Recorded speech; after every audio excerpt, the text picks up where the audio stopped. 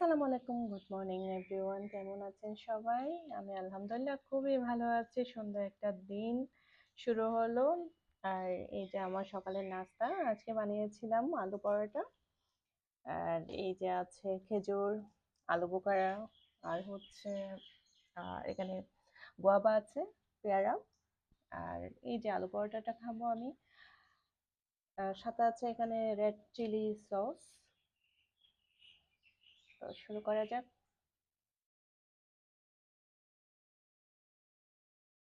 বিসমিল্লাহ।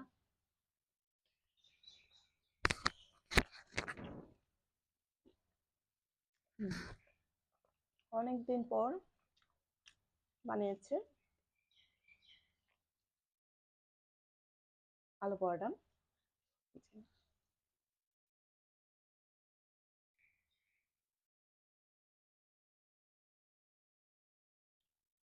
সত্যি বলতে খুবই দারুণ একটা ব্রেকফাস্ট আজকে।